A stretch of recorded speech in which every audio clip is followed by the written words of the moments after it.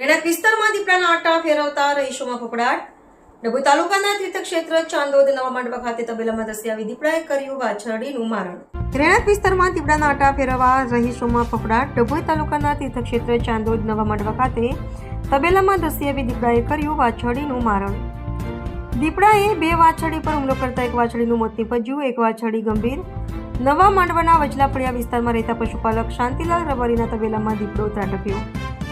ગત રાત્રિની ઘટના પશુપાલકના મકાનની પાછળ ઊભા કરાયેલા તબેલામાં ગત રાત્રિના દીપડો ત્રાટકતા ગાયો જોરથી ભાભરતા પશુપાલક શાંતિલાલ રબારી અવાજ સાંભળી તબેલામાં દોડી ગયો. બુમરાણ કરતા દીપડો શિકાર મૂકી ભાગી ગયો હતો. દીપડાએ એક નાની અને એક મોટી વાછરડી પર હુમલો કર્યાનું નજરે પડ્યું. દીપડાના હુમલામાં મોટી વાછરડીનું ગુંગરામણથી મોત, અન્ય નાની વાછરડીને ગળાના ભાગે ગંભીર ઇજા. મુખ્ય માર્ગને અડીને જ આવેલું છે વચલું ફળિયું. આસપાસના રહેણાંક વિસ્તાર સહિત નજીકમાં જ આવેલી છે સંસ્કૃત પાઠશાળા. અગાઉ નવેમ્બર માસમાં પણ આ જ પશુપાલકને તે દીપડાએ કર્યું હતું વાછરડીનું મારણ. માનવજાત પર હુમલો કરવાની દહેશત વ્યક્ત કરતા વિસ્તારના રહીશો ડભોઈ વન વિભાગની જરૂરી તપાસ કરી દીપડાને જબ્બે કરવા પાંજરા ગોઠવી જરૂરી કાર્યવાહી હાથ ધરે તેવી માંગ.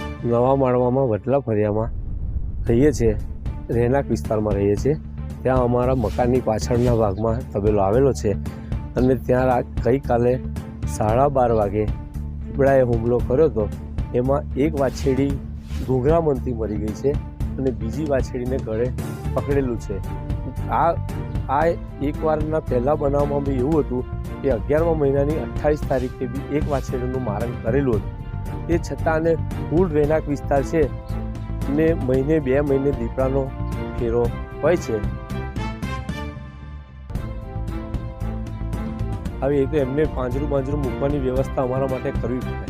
અમારે આખી રાત કાલે જાગ્યા છે અને અમે બી બહુ નાનપણથી બચ્ચાને મોટા કરતા હોય ને, અમારો બી જીવ એમની અંદર જ હશે.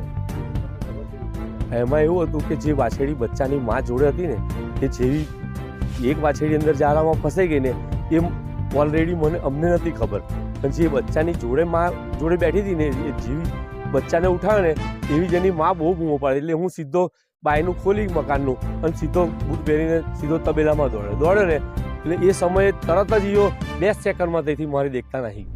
હા, કોઈ નક્કી નહીં, કારણ કે રહેણાંક જ વિસ્તાર છે, ભરચક એરિયા છે. અને સાહેબ ત્યાં બી છે ને રસ્તાની બહુ પોઝિશન ખરાબ છે. ત્યાં બી 2-3 લાઇટોની જરૂર છે. એકલા આખા માળવામાં તમે ફરો ને, કોઈ જગ્યાએ એટલી પોઝિશન ખરાબ છે એવી આખા માળવામાં કોઈ જગ્યાએ નહીં, એવી એ રસ્તાની પોઝિશન ખરાબ છે. ફૂલ રહેણાંક વિસ્તાર છે, બેઉ બાજુના ફળિયાના વચ્ચે રસ્તો છે.